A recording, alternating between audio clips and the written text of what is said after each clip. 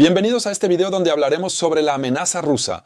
Incluso hoy encuentro regularmente, especialmente en televisión, personas que sostienen que Rusia no representa una amenaza en absoluto. Por eso les demostraré que son mentirosos o completamente incompetentes. Además de las amenazas abiertas, tenemos derecho a todo el abanico. Acciones subversivas como intentos de asesinato, atentados, destrucción de nuestras instalaciones críticas, ataques contra la cohesión social o desinformación. Con dos objetivos claros. El primero, rápidamente, es impedirnos seguir apoyando a Ucrania. Y, a más largo plazo, es reducir nuestra capacidad para defendernos ante una futura agresión. En primer lugar, es importante mencionar la amenaza que Rusia supone para los países vecinos. Esto comenzó desde el final de la Unión de Repúblicas Socialistas Soviéticas contra los antiguos países del bloque del Este. Conocemos bien las guerras de Chechenia, donde Rusia mató incluso a una cuarta parte de la población total, pero a menudo se olvida la modificación unilateral de las fronteras, como en Letonia, en las islas del río Narva, de donde Rusia se negó a retirarse tras la independencia. En 1991, o la invasión de la isla ucraniana de Tuzla, en el estrecho de Crimea, desde 2003. Asimismo, cuando Rusia invadió Georgia en 2008, fue la culminación de su deseo de recurrir a una solución militar.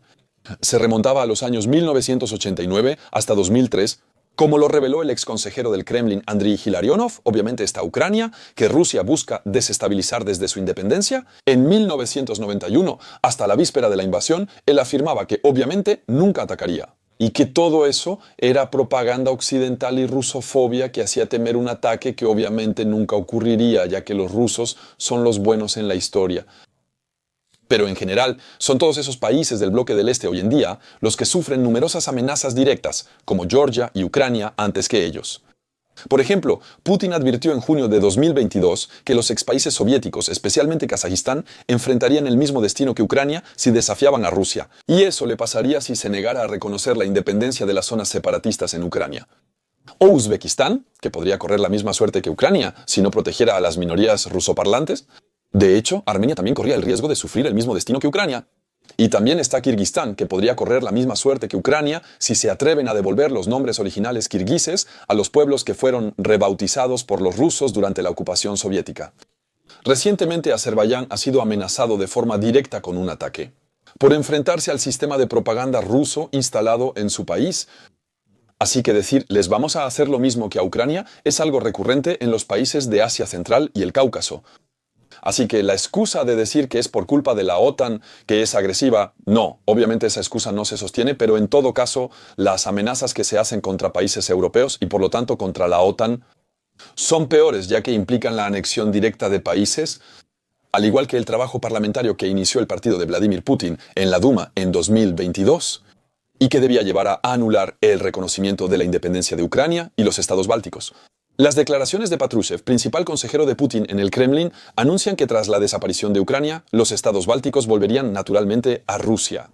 El vicepresidente de la Duma, a cargo de la defensa, retoma este discurso. Mientras que Rusia acaba de modificar las fronteras marítimas de Finlandia y ha comenzado la construcción de cuarteles e instalaciones militares en gran cantidad en su frontera. Sin olvidar Moldavia, donde Rusia mantiene una pseudo-zona separatista que integra en su delirio de redefinir fronteras llamada Novorossiya. Putin no descarta la posibilidad de un conflicto armado con la OTAN. El ministro de Defensa, Belousov, cree que su ejército debe prepararse para un posible conflicto armado con la OTAN en Europa. Similar al coronel general Zabozinski, quien sugiere que el conflicto en Ucrania podría escalar a nivel europeo. Claramente, nadie puede creer que Estonia o Lituania sean una amenaza para Rusia, o que Finlandia obviamente vaya a intentar anexar Rusia.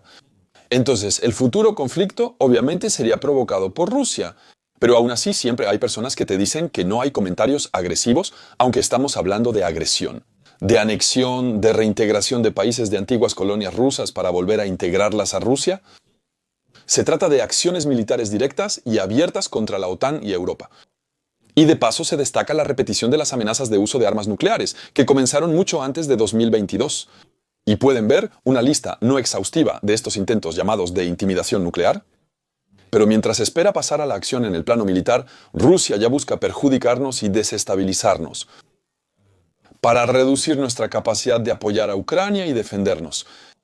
La lista es muy extensa, pero ya es posible discutir la planificación de atentados en nuestro país con numerosos sucesos confirmados. En París, un agente ruso que planeaba un atentado contra un centro comercial al norte de la ciudad, justo antes de los Juegos Olímpicos, accidentalmente detonó el explosivo en su habitación de hotel antes de ejecutar el plan, lo que permitió su identificación. También se puede mencionar un ataque contra el centro comercial de Varsovia en mayo de 2024, por el cual 9 autores han sido arrestados desde entonces. O la tienda IKEA de Vilna, que Lituania atribuyó oficialmente a los servicios rusos. También probablemente escucharon sobre los paquetes bomba que fueron enviados por los servicios rusos para incendiar aviones. Afortunadamente, en ambos casos, fue un fracaso debido a que los horarios de entrega no fueron respetados por los proveedores. Un paquete explotó y se incendió en un contenedor justo antes de ser cargado en un avión. En Leipzig, Alemania, en julio de 2024, lo mismo aplica para un paquete enviado por avión a Birmingham. También podemos mencionar los numerosos casos, como el incendio de este almacén en Londres, por el cual 6 sospechosos vinculados a la empresa Wagner fueron arrestados. Pero también se puede destacar que Rusia colabora oficialmente y abiertamente con terroristas. Por ejemplo, con las herramientas, proporcionando directamente información de inteligencia para que puedan atacar nuestros cargueros. Y también se pueden mencionar los ataques organizados por Moscú contra nuestras infraestructuras militares o de apoyo a Ucrania, como el caso de la destrucción de camiones del ejército alemán, con imágenes que aparecen primero en canales de Telegram rusos. También se puede mencionar el ataque de un grupo pro-Palestina contra un avión militar británico, pero que en realidad son financiados y manipulados por un millonario estadounidense pro-ruso que ha visitado varias veces las zonas ocupadas de Ucrania. También la explosión de la fábrica BAE System en Gales el 15 de abril, igualmente atribuida a Rusia, o atacando directamente a los militares, como los 2 agentes rusos arrestados en Baviera mientras planeaban ataques con bombas e incendios contra blancos militares, y la base estadounidense de Grafenwoehr, o el intento de contaminar el agua potable de la base de la Bundeswehr en Köln-Wann y luego de la base de la OTAN en Geilenkirchen. También se encuentran los incendios en fábricas de armas MESCO en Polonia, así como ataques coordinados por Rusia a terminales ferroviarios. También se puede mencionar el sabotaje que causó descarrilamientos de trenes en Suecia e incendios en fábricas de municiones en Bulgaria. Y el asesinato del jefe de producción, sin olvidar los intentos de asesinato que fueron frustrados en Alemania contra el presidente de la empresa Rheinmetall. Al final, los atentados, asesinatos, sabotajes, todo eso, aún no es agresividad contra nosotros, ¿verdad? Y además de estos ataques directos y abiertos contra nuestra capacidad militar, Rusia también se ataca a infraestructuras estratégicas, como los 11 cables submarinos destruidos en el Báltico en 15 meses, por los cuales 6 países europeos afectados acusan a Rusia tras sus investigaciones. También hay cables eléctricos, como en diciembre de 2024, cuando un petrolero ruso cortó el cable eléctrico Estlink 2 al arrastrar su ancla por el fondo del mar. Entre el final de Orleal, Estonia, o también la destrucción de los gasoductos como Baltic Corridor en la misma zona en octubre de 2023, también podemos hablar de las operaciones cibernéticas. Vamos a olvidar completamente la desinformación que se mencionó en un video aparte con intentos de hackeo a los terminales satelitales. También se reportaron casos de suplantación o interferencia en los sistemas de comunicación franceses, transmitiendo contenido violento en lugar de programas infantiles. Tampoco se puede olvidar la interferencia en los sistemas de posicionamiento global utilizados por nuestros aviones comerciales. Esto afecta a decenas de miles de aviones y pone en peligro a las personas que están a bordo.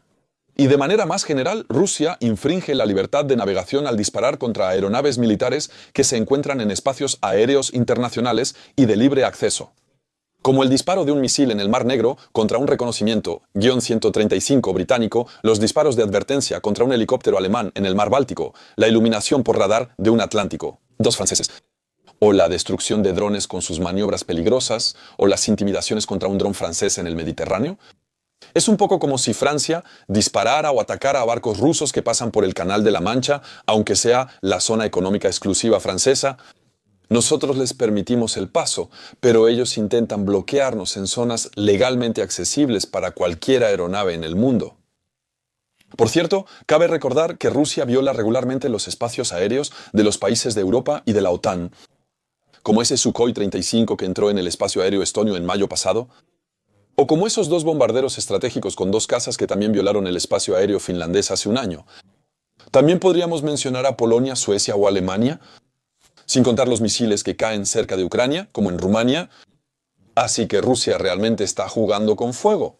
Uno imagina que una pequeña chispa podría provocar una escalada, pero son ellos quienes provocan estos eventos. Y sería lógico que si un avión europeo o francés violara el espacio aéreo ruso, ¿qué pasaría? Se defendería, lo derribaría y sería legítimo. Y nosotros los miramos con los brazos cruzados sin hacer nada, y así eso les permite ir cada vez más lejos, y a fuerza de sumar 1%, 1%, 1%. Hemos llegado a un nivel que es inaceptable, pero aún así no reaccionamos hoy en día. Y entonces, lo peor es que, además de estos ataques que, por cierto, nos prohibimos llamar y calificar como ataques, actualmente llevan años intentando debilitar nuestras sociedades. Eso implica que aumentan los conflictos en la sociedad y respaldan a grupos opositores.